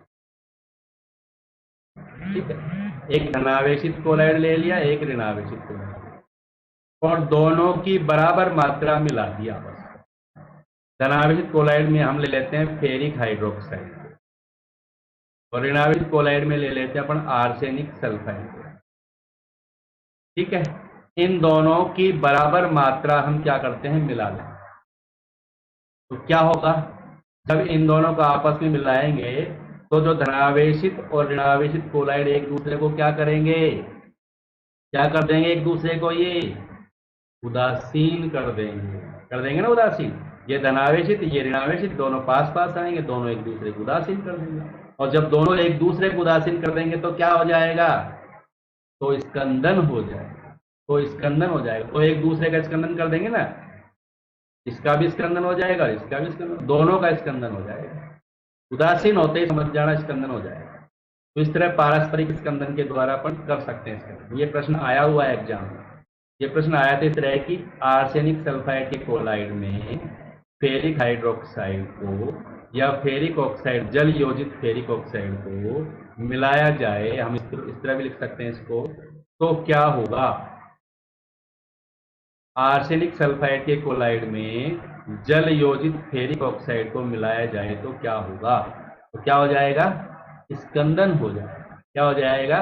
स्कंदन हो जाएगा, क्योंकि ये धनावेशित क्लोराइड है, ये ऋणावेशित क्लोराइड है, दोनों एक दूसरे का उदासीन करके दोनों एक दूसरे का स्कंदन कर देते हैं। इस घटना को बोलते हैं पारस्परिक स्कंदन। पारस्परिक का मतलब दोनों एक दूसरे का कर रहे हैं, दोनों परस्पर एक दूसरे का स्कंदन कर रहे हैं, इसलिए इसको बोलते हैं पारस्परिक स्कंदन। ठीक है। नेक्स्ट, इसके अलावा अपन क्वेथन के या गर्म करके भी क्लोराइड का स्कंदन कर सकते हैं। गर्म करके उबाल देते हैं अपन क्लोराइड को, क्या करते हैं? उबाल दें। उबाल कर भी ऐसा कर सकते हैं। क्लोराइड को हमने उबाल दिया, उबाल रहे हैं, देखो नीचे से इसको गर्म कर रहे हैं, तो गर्म करेंगे, उबालेंगे तो क्लोराइडी कण आपस में ज्यादा टक्कर करेंगे, क्योंकि इनकी गति की ऊर्जा बढ़ जाएगी गर्म करने से। गति ऊर्जा बढ़ेगी तो क्लोराइड कण ज्यादा टकराएंगे आपस में, जल्दी टकराएंगे। तो टकराने से क्या होगा? इनकी जो आवेशित परत है ना वो नष्ट हो जाएगी। इनके ऊपर की जो परत है ना, आवेश की जो परत है इनके ऊपर, वो टूट जाएगी। और जब इनके ऊपर से आवेश की परत टूट जाएगी तो इनका क्या हो जाएगा? स्कंदन। देखो इस डायग्राम में इनकी आवेशित परत हट गई तो फिर इनका क्या हो जाएगा? स्कंदन हो जाएगा। ठीक है। तो क्लोराइड को जब गर्म करते हैं तो इनकी आवेशित परत नष्ट हो जाएगी, और आवेशित परत नष्ट हो जाएगी तो फिर इनका क्या हो जाता है? स्कंदन हो जाता है। इस तरह गर्म करके भी हम क्लोराइड का स्कंदन कर सकते हैं। इसके बाद में नेक्स्ट मेथड क्या है? वैद्युत अपघटय मिलाकर। अगला तरीका क्या है? वैद्युत अपघटय मिलाकर। वैद्युत अपघटय मिलाने से भी क्लोराइड का स्कंदन हो जाएगा। कोई भी वैद्युत अपघटय पदार्थ, जैसे ये क्लोराइड है, क्लोराइड के अंदर कोई वैद्युत अपघटय पदार्थ मिला दिया जाए। वैद्युत अपघटय कोई भी ले सकते हैं, जैसे नमक है, NaCl एक वैद्युत अपघटय होता है। कोई भी क्लोराइड है हमारे पास और उसमें अगर हम नमक की मात्रा मिला दें तो फिर क्लोराइड का स्कंदन हो जाता है। वैद्युत अपघटय मिलाने से क्लोराइड का स्कंदन हो जाता है। लेकिन अगर इसमें थोड़ी सी बात ध्यान रखना, हमने दो तरह के क्लोराइड पढ़े, एक तो द्रव स्नेही और एक द्रव विरोधी। दो तरह के क्लोराइड पढ़े हैं हमने, द्रव स्नेही और द्रव विरोधी। द्रव स्नेही क्लोराइड में वैद्युत अपघटय की ज्यादा मात्रा मिलानी होगी उसका स्कंदन करने में, और द्रव विरोधी अगर क्लोराइड है ना तो उसमें थोड़ी सी मात्रा मिला दी जाए वैद्युत अपघटय की तो भी उसका स्कंदन हो जाएगा। ठीक है। द्रव स्नेही में वैद्युत अपघटय ज्यादा मिलाने से स्कंदन होता है, द्रव विरोधी में वैद्युत अपघटय की कम मात्रा मिलाने से स्कंदन हो जाता है। अब प्रश्न बनता है कि वैद्युत अपघटय मिलाने से स्कंदन क्यों हो जाता है? वैद्युत अपघटय ऐसा क्या करता है कि क्लोराइड का क्या हो जाता है? स्कंदन हो जाता है। उसका रीजन क्या है? देखो, हमें पता है कि वैद्युत अपघटय में दो तरह के आयन है, एक तो धनायन होता है और एक ऋणायन, जैसे Na+ है, Cl-। और हमने ये भी पढ़ा है कि क्लोराइडी कणों पर भी आवेश होता है, या तो उस पर धनावेश होता है या उस पर ऋणावेश होता है। तो अगर धनावेशित क्लोराइड है, जैसे ये धनावेशित क्लोराइड है, तो ये धनावेशित अगर क्लोराइड है तो वैद्युत अपघटय का जो ऋणायन है ना वो उसको उदासीन कर देगा। अगर धनावेशित क्लोराइड है तो वैद्युत अपघटय का जो ऋणायन है, इस बात को ध्यान से सुनना, ऋणायन जो है ना वो उसको उदासीन करके उसका स्कंदन कर देगा। ठीक है। अगर मान लीजिए ऋणावेशित क्लोराइड है तो वैद्युत अपघटय का कौन? धनायन क्या कर देगा? उसको उदासीन करके उसका स्कंदन कर देगा। ठीक है। तो वैद्युत अपघटय मिलाने से स्कंदन क्यों हो जाता है? समझ में आ गई बात? क्योंकि वैद्युत अपघटय का आयन क्लोराइड को उदासीन कर देता है। अगर धनावेशित क्लोराइड है तो वैद्युत अपघटय का ऋणायन उसको उदासीन करेगा, अगर ऋणावेशित क्लोराइड है तो वैद्युत अपघटय का धनायन उसको उदासीन कर देगा, जिससे क्लोराइड का क्या हो जाएगा? स्कंदन हो जाएगा। क्लोराइड नीचे बैठ जाएगा, उसका अवक्षेपण हो जाएगा। अब यहां पर एक नियम देखेंगे हम, इंपॉर्टेंट नियम है, हार्डी-सुलजे का नियम। किसका नियम है? हार्डी-सुलजे का नियम। देखो ये इंपॉर्टेंट नियम है, हार्डी-सुलजे का नियम। इसी पर आधारित अभी हमने देखा कि वैद्युत अपघटय का एक आयन क्लोराइड को उदासीन करता है, वो धनायन भी हो सकता है, वो ऋणायन भी हो सकता है, वो डिपेंड करता है क्लोराइड कौन सा है, क्लोराइड पर कौन सा आवेश है। तो हमने देखा कि जो वैद्युत अपघटय का जो आयन है वो क्लोराइड को उदासीन करके उसका स्कंदन कर देता है, और वैद्युत अपघटय का जो आयन स्कंदन के लिए उत्तरदायी है, जिस आयन से स्कंदन होता है उस आयन को बोलते हैं स्कंदक आयन। क्या कहते हैं उसको? स्कंदक आयन, जिस आयन के कारण स्कंदन होता है, धनायन के कारण होता है तो उसको धनायन स्कंदक आयन होगा, ऋणायन के कारण होता है तो ऋणायन स्कंदक आयन, या उसको उर्णीकर्मक आयन भी कह सकते हैं। कौन सा आयन कह सकते हैं? उर्णीकर्मक आयन। ठीक है, ये स्कंदक आयन कहलाता है या उर्णीकर्मक आयन कहलाता है, ये ध्यान रखना। किसको कहा मैंने स्कंदक आयन? जो आयन, जैसे हमने कहा, जैसे हमने NaCl लिया था, अगर Na+ के द्वारा स्कंदन होता है, अगर ऋणावेशित कोलाइड और Na+ के द्वारा स्कंदन होता है तो यहाँ Na+ स्कंदक आयन होगा। अगर धनावेशित कोलाइड और Cl- के द्वारा स्कंदन होता है तो Cl- स्कंदक आयन होगा या उर्णीकर्मक आयन होगा। ठीक है, ये समझ में आ गई बात। अब हार्डी-सुलजे का नियम क्या कहता है कि जो वैद्युत अपघट्य की स्कंदन करने की जो क्षमता है, वैद्युत अपघट्य के द्वारा स्कंदन करने की जो शक्ति है, वो डिपेंड करती है स्कंदक आयन पर उपस्थित संयोजकता पर। स्कंदक आयन की किस पर डिपेंड करती है? संयोजकता पर। यह स्कंदक आयन पर उपस्थित जो आवेश है उस पर डिपेंड करती है। स्कंदन क्षमता या स्कंदन शक्ति जो है वैद्युत अपघट्य की, मैं यहाँ लिख देता हूं, वैद्युत अपघट्य की स्कंदन क्षमता या स्कंदन शक्ति, स्कंदन क्षमता समानुपाती है किस पर? उर्णीकर्मक आयन,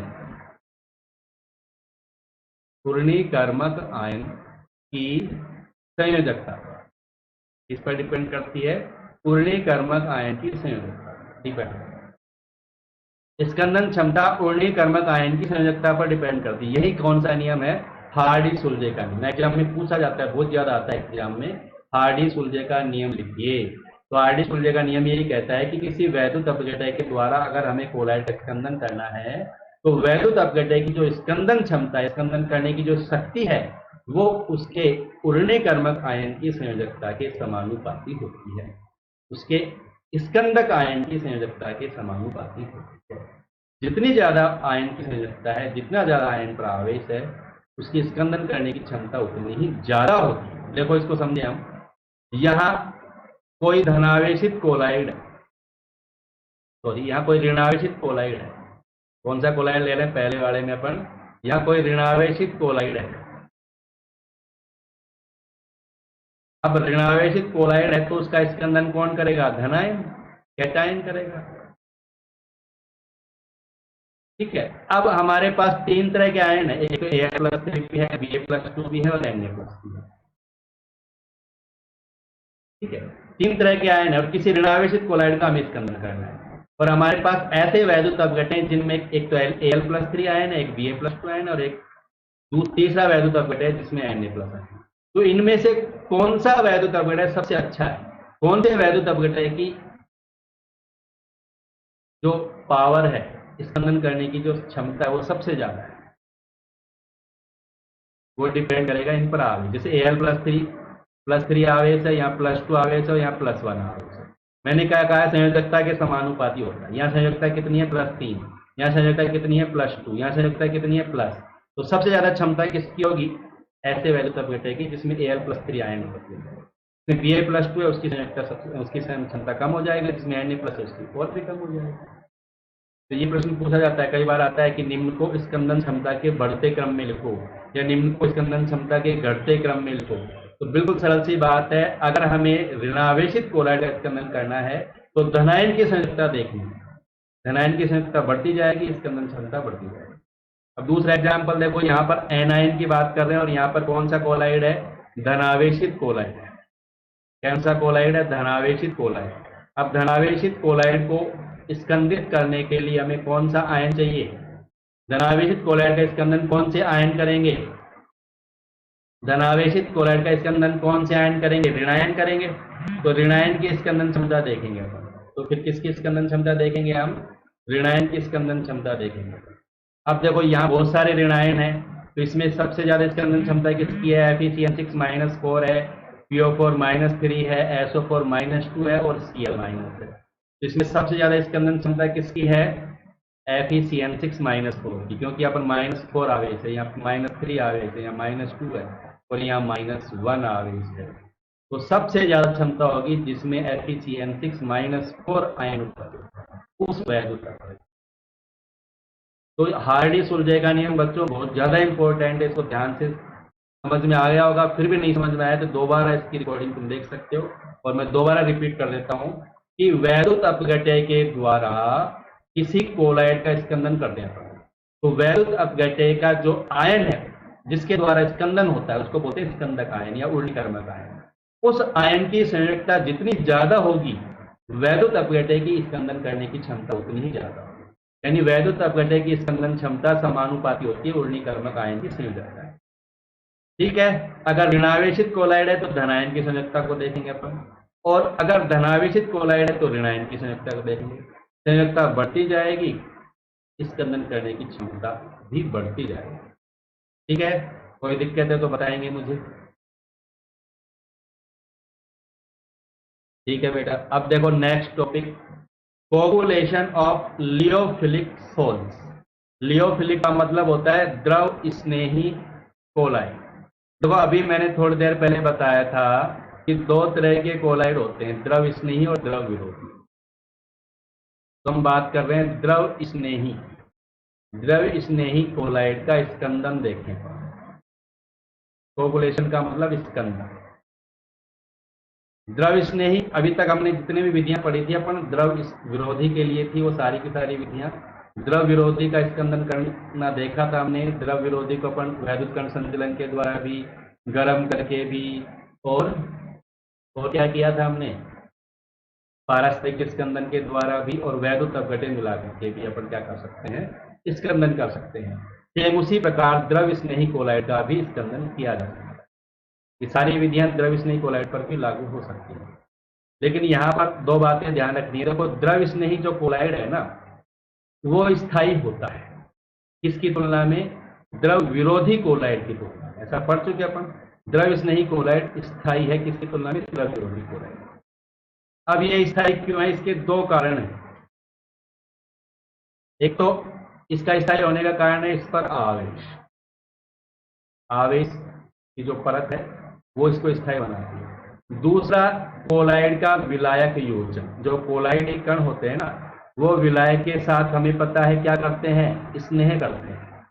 कोलाइड कण या परीक्षित प्रावस्था और परीक्षेपण माध्यम के बीच में आकर्षण होता है। आकर्षण होता है तो दोनों एक दूसरे में घुले मिले रहते हैं, विलायक योजन अच्छा रहता है, विलायक में घुला रहता है, इसलिए ये ज्यादा स्थायी होता है द्रव स्नेही कोलाइड। द्रव स्नेही कोलाइड का स्कंदन कैसे कर सकते हैं अपन, देखो द्रव स्नेही कोलाइड का स्कंदन अपन वैद्युत अपघट्य मिला करके कर सकते हैं, पता है सबको। वैद्युत अपघट्य मिला करके हम द्रव विरोधी का भी स्कंदन कर सकते हैं, तो इसका भी कर सकते हैं। लेकिन ये ध्यान रखेंगे यहां वैद्युत अपघट्य की ज्यादा मात्रा मिलानी पड़ेगी। द्रव विरोधी अगर कोलाइड है तो कम वैद्युत अपघट्य की कम मात्रा से भी उसका स्कंदन हो जाएगा, लेकिन द्रव स्नेही कोलाइड अगर है तो वैद्युत अपघट्य की ज्यादा मात्रा मिलाने से स्कंदन होगा। दूसरा, विलायक के द्वारा भी अपन कर सकते हैं, विलायक के द्वारा भी स्कंदन कर सकते हैं, विलायक मिलाकर के भी स्कंदन किया जाता है। ये मेथड अपन द्रव विरोधी कोलाइड में काम में नहीं लेते। द्रव स्नेही कोलाइड का स्कंदन विलायक के द्वारा भी कर सकते हैं। ठीक है, दोबारा सुनेंगे, द्रव स्नेही कोलाइड का स्कंदन, द्रव स्नेही कोलाइड का स्कंदन अपन उन सभी विधियों से कर सकते हैं जो अभी हमने पढ़ी। ठीक है, कौन कौन सी पढ़ी हमने, गर्म करके, वैद्युत अपघट्य के द्वारा, वैद्युत कण संचलन के द्वारा, और पारस्परिक स्कंदन के। ठीक है, द्रव स्नेही कोलाइड ज्यादा स्थायी होता है किससे, द्रव विरोधी कोलाइड। ये बात ध्यान रखना, क्यों ज्यादा स्थायी है, क्योंकि इस पर एक तो आवेश की परत होती है जो वहां पर भी होती है, लेकिन दूसरा इसका जो बड़ा कारण है वो है विलायक योजन।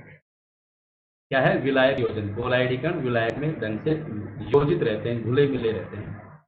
ठीक है, क्योंकि हम पढ़ चुके हैं कि द्रव स्नेही कोलाइड में परीक्षित प्रावस्था और परीक्षेपण माध्यम के बीच में आकर्षण होता है, तो यही कारण है ज्यादा स्थायी होता है। अब इसके अंदर अपन वैद्युत अपघट्य मिला करके कर सकते हैं, लेकिन वैद्युत अपघट्य की यहाँ पर हमें ज्यादा मात्रा मिलानी होगी। द्रव विरोधी में कम मात्रा मिलाने से स्कंदन हो जाता है, यहाँ ज्यादा मात्रा मिलाने से। दूसरी बात, विलायक मिला करके भी इसका स्कंदन किया जा सकता है। कैसे, विलायक, जैसे ये कोई कोलाइड है, द्रव स्नेही कोलाइड है, कैसा, हाइड्रोफिलिक। हाइड्रोफिलिक मतलब जल स्नेही, जल योजित कोलाइड है, जल है इसके अंदर। ठीक है, हाइड्रोफिलिक का मतलब जल स्नेही, जल में कोलाइड बनाया हुआ है। ठीक, अब इसमें क्या कर दिया हमने, कोई विलायक मिला, विलायक कौन सा मिला दे अपन, एसीटोन मिला सकते हैं या एल्कोहल मिला सकते हैं। एसीटोन या एल्कोहल विलायक मिलाया, क्या मिलाया, एसीटोन और एल्कोहल, एसीटोन या एल्कोहल मिलाया। ठीक है, एसीटोन का सूत्र होता है CH3COCH3। एल्कोहल जैसे एथिल एल्कोहल का होता है C2H5OH। ठीक है, ये अगर मिलाएंगे तो इसका स्कंदन हो जाएगा। ये विलायक है, क्यों, ये क्या करते हैं, ये जो कोलाइड कण है या जो परीक्षित प्रावस्था के जो कण है ना, उनका निर्जलीकरण कर देते हैं। क्या कर देते हैं, उनका निर्जलीकरण, उसमें से जल बाहर निकाल देते हैं, उनके जल को निकाल देते हैं, हटा देते हैं जल को, निर्जलीकरण कर देते हैं इनका। और निर्जलीकरण होने के कारण फिर इनका क्या हो जाता है, स्कंदन हो जाता है। ये बात ध्यान रखें। द्रव स्नेही कोलाइड के लिए ये बात दोबारा सुनेंगे। द्रव स्नेही कोलाइड कौन सा है, जल स्नेही, जिसमें जल मिला हुआ है, जल में कोलाइड बनाया गया है। इसमें क्या मिलाया हमने, एसीटोन और एल्कोहल। अगर इनमें से कोई एक भी मिला दिया एसीटोन या एल्कोहल में से, तो ये क्या करते हैं, परीक्षित प्रावस्था के जो कण हैं उनका निर्जलीकरण कर देते हैं, उनका डिहाइड्रेशन कर देते हैं, जिसके कारण क्या हो जाता है, स्कंदन हो जाता है। ठीक है, समझ में आ गई। देखो स्कंदन हो गया। अभी हमने वो डालने के बाद सारे के सारे नीचे बैठ गए, कोलाइड का सारे के सारे नीचे आ गए ना, तो ये क्या हो गया, यहाँ पर स्कंदन हो गया। ठीक, अब ये आज का लास्ट टॉपिक है, प्रोटेक्शन ऑफ कोलाइड। थोड़ा सा ध्यान देंगे, लास्ट टॉपिक है, लास्ट टॉपिक है, ध्यान देंगे। लास्ट टॉपिक को अब तक ध्यान से पढ़ा है तो इसको भी ध्यान से सुनेंगे, इंपॉर्टेंट है। प्रोटेक्शन ऑफ कोलाइड, कोलाइड का रक्षण, कोलाइड का रक्षण, प्रोटेक्शन ऑफ कोलाइड, कोलाइड का रक्षण देख रहे हैं। क्या होता है कोलाइड का रक्षण से क्या मतलब है, देखो अभी हमने पढ़ा है, एक तो होता है द्रव स्नेही कोलाइड, दो तरह के कोलाइड होते हैं। एक होता है द्रव विरोधी कोलाइड, पता है सबको ये चीजें। तो एक तो हाइड्रोफिलिक होता है, एक हाइड्रोफोबिक होता है, या हम कह सकते हैं लियोफिलिक होता है, लियोफोबिक होता है। तो द्रव स्नेही कोलाइड हमें पता है स्थायी होता है, द्रव विरोधी कोलाइड हमने पता है पढ़ा है अस्थायी होता है। ठीक है, ये पढ़ चुके अपन। ये द्रव स्नेही तो स्थायी होता है, ये स्थायी, या हम कह सकते हैं ये कम स्थायी होता है। इसको स्थायी करने के लिए इसमें स्थायी कारक मिलाए जाते हैं, ऐसे पढ़ा है ना। और हमने ये भी पढ़ा है कि द्रव स्नेही में अगर हमें स्कंदन करना है तो वैद्युत अपघटय मिलाते हैं, लेकिन वैद्युत अपघटय ज्यादा मात्रा में मिलाते हैं। ठीक है, लेकिन द्रव विरोधी कोलाइड में वैद्युत अपघटय कम मात्रा में मिलाने पर स्कंदन हो जाता है। इसमें कम वैद्युत अपघटय मिलाएंगे तो स्कंदन हो जाएगा। ये दोनों बातें समझ में आ गई थी सबको। अब ये जो द्रव स्नेही कोलाइड है ये स्थायी है, और ये स्थायी होने के कारण अगर इसकी कुछ मात्रा हम किसमें मिला दें, द्रव विरोधी कोलाइड। अब इस बात को गौर करो थोड़ा सा, द्रव स्नेही कोलाइड स्थायी है, अगर द्रव स्नेही कोलाइड की कुछ मात्रा कहां मिला दें, द्रव विरोधी कोलाइड में मिला दें, तो द्रव विरोधी कोलाइड का वैद्युत अपघटय के द्वारा जो स्कंदन होता है ना वो नहीं होगा, उस स्कंदन को रोक देता है, उस स्कंदन को कम कर देता है कौन, द्रव स्नेही कोलाइड। यानी द्रव स्नेही कोलाइड द्रव विरोधी कोलाइड की रक्षा करता है, उसका स्कंदन होने से रोकता है।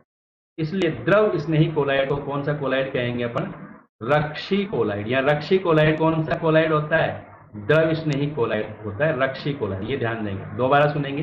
द्रव स्नेही कोलाइड की अगर अल्प मात्रा यानी थोड़ी सी मात्रा अगर हम द्रव विरोधी कोलाइड में मिला देना, तो द्रव विरोधी कोलाइड का भी वैद्युत अपघटय के द्वारा स्कंदन नहीं होगा। यानी द्रव स्नेही कोलाइड द्रव विरोधी कोलाइड की वैद्युत अपघटय के द्वारा जो स्कंदन होता है उससे रक्षा करता है। इसलिए द्रव स्नेही कोलाइड को कौन सा कोलाइड कहते हैं अपन, रक्षी कोलाइड कहते हैं। कौन सा कोलाइड कहते हैं, रक्षी कोलाइड कहते हैं। ठीक है, जैसे ये इलेक्ट्रोलाइट है, यहां देखो नीचे ये लिखा हुआ है, एक तो इसमें क्या मिलाया हुआ है, द्रव स्नेही कोलाइड। दोनों तरह के कोलाइड हैं इसमें। द्रव विरोधी कोलाइड में हमने क्या मिला दिया, द्रव स्नेही कोलाइड मिला दिया। क्या मिला दिया यहाँ पर, द्रव स्नेही कोलाइड मिला दिया। किसमें, द्रव, लियोफोबिक सोल है उसमें लियोफिलिक सोल मिला दिया। यानी ठीक है, इसमें भरा हुआ है द्रव विरोधी कोलाइड, लेकिन यहां इसमें थोड़ी सी मात्रा हमने किसकी मिला दी, द्रव स्नेही कोलाइड, इसमें थोड़ा सा द्रव स्नेही कोलाइड भी मिला दिया। द्रव स्नेही कोलाइड को क्या कहते हैं अपन? रक्षी कोलाइड, यानी इसमें थोड़ा सा रक्षी कोलाइड मिला दिया गया है। अब क्या करते हैं हम, ऊपर से इसमें इलेक्ट्रोलाइट यानी वैद्युत अपघटय मिलाते हैं। क्या है ये इलेक्ट्रोलाइट? क्या है? वैद्युत अपघटय। तो अब इसमें क्या मिलाते हैं, ये इससे यहाँ पर इसमें वैद्युत अपघटय डाल दें, तो वैद्युत अपघटय इसका स्कंदन नहीं होगा, वैद्युत अपघटय के द्वारा भी इसका स्कंदन नहीं होगा। देखो क्रॉस का साइन क्या कह रहा है कि ये जो स्कंदन है ना वो नहीं होगा, स्कंदन नहीं होगा, यही दर्शा है क्रॉस का साइन, स्कंदन नहीं होगा वैद्युत अपघटय के द्वारा। अब इस कोलाइड का स्कंदन नहीं होगा, जब इसमें द्रव स्नेही कोलाइड मिला दिया ना तो अब इसका स्कंदन नहीं होगा। इस तरह कोलाइड का हो जाता है रक्षण। क्लियर हो गई बात?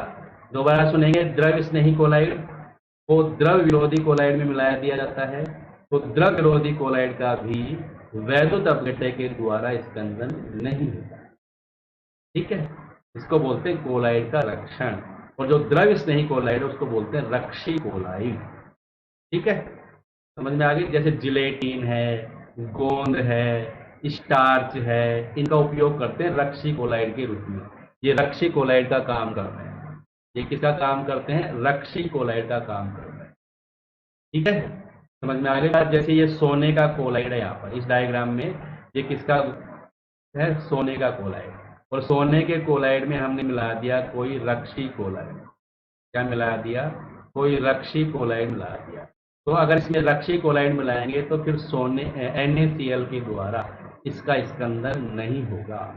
सोने के कोलाइड में रक्षी कोलाइड मिला देंगे तो इसका स्कंदन नहीं होगा। ठीक है, यहाँ पर एक बात और बता देता हूं मैं, यहीं पर खत्म कर देंगे इस बात को। एक बात ध्यान रखना, स्वर्णांक, स्वर्णांक जिसको गोल्ड नंबर भी कहते हैं, स्वर्णांक गोल्ड नंबर, थोड़ा सा ध्यान दोगे समझ में आ गई। यहाँ पर हमने ले लिया, इसमें गोल्ड का सोल है, गोल्ड का कोलाइड है, और ये कितना ले लिया हमने? गोल्ड का सोल ले लिया यहाँ पर हमने 10 ml। कितना है? 10 मिलीलीटर गोल्ड का कोलाइड ले लिया, इसमें ये मान के चलेंगे। ठीक है, और यहाँ हमने मिला दिया ये रक्षी कोलाइड। क्या मिला देंगे इसमें? रक्षी कोलाइड। और यहाँ NaCl जो हम इसमें डाल रहे हैं, इस NaCl की सांद्रता कितनी है? 10%। कौन सा NaCl है? 10%। इसकी सांद्रता 10% है। 10% का मतलब समझ गए ना? 10% यानी 100 ग्राम विलयन है तो उसमें 10 ग्राम नमक घुला हुआ है। 10% NaCl, और 10% NaCl की मात्रा कितनी ले लें हम? 1 ml। थोड़ा सा ध्यान देंगे, ये 10 ml तो है सोने का कोलाइड, वैद्युत अपघटय किसका है? NaCl का, जिसकी सांद्रता कितनी है? 10% NaCl, और इसकी मात्रा कितनी ले ली हमने? 1 ml। 10% NaCl की 1 ml मात्रा ले ली। ठीक है, अब यहां रक्षी कोलाइड हम इसमें मिलाते हैं। तो स्वर्णांक का मतलब क्या है कि 10 ml गोल्ड के यानी सोने के कोलाइड की 10% NaCl के 1 ml से होने वाले स्कंदन को रोकने के लिए, इसका स्कंदन नहीं हो इसके लिए हम इसमें रक्षी कोलाइड की कितनी मात्रा मिलाएं? रक्षी कोलाइड की मिलीग्राम में जो मात्रा मिलाई जाएगी वही मात्रा, इसकी मिलीग्राम में जो मात्रा है ना वही मात्रा क्या कहलाएगी? स्वर्णांक कहलाएगी। क्या कहलाएगी? स्वर्णांक कहलाएगी। समझ में आ गया? दोबारा सुनो, ये सोने का कोलाइड है, हमें पता है सोने के कोलाइड में अगर हम NaCl मिला देंगे तो उसका स्कंदन हो जाएगा, लेकिन हमें यह भी पता है कि इसका स्कंदन अपन रोक सकते हैं। कैसे? अगर रक्षी कोलाइड मिला दे रुक जाएगा इसका स्कंदन। ठीक है, अगर हमें 10 ml सोने के कोलाइड में 10% NaCl का 1 ml मिलाएं तो उसका स्कंदन नहीं हो, इसके लिए उसमें रक्षी कोलाइड की मिलीग्राम में जो मात्रा मिलाई गई है, मिलीग्राम में जितनी मात्रा मिलाई गई है वही क्या है? उसका स्वर्णांक। वही क्या है? उसका स्वर्णांक। तो ये इसकी डेफिनेशन होगी, सबको पता होनी चाहिए। 10 ml सोने के कोलाइड में 10% NaCl का 1 ml मिलाने से होने वाले स्कंदन को रोकने के लिए मिलाए गए रक्षी कोलाइड की मिलीग्राम में मात्रा क्या कहलाती है? स्वर्णांक कहलाती है। क्या कहलाती है? स्वर्णांक कहलाती है। ठीक है, ये ध्यान रखेंगे। आ गया सबको समझ में? स्वर्णांक, स्वर्णांक सबको समझ में आ गया? स्वर्णांक सबको समझ में आ गया भाई? ठीक है, तो ये टॉपिक जो आज हमने पढ़ा है सबको समझ में आ गया हो। थोड़ा सा इस वीडियो को, इस लेक्चर को आपको दोबारा सुनना पड़ेगा और अच्छा समझने के लिए। ठीक है।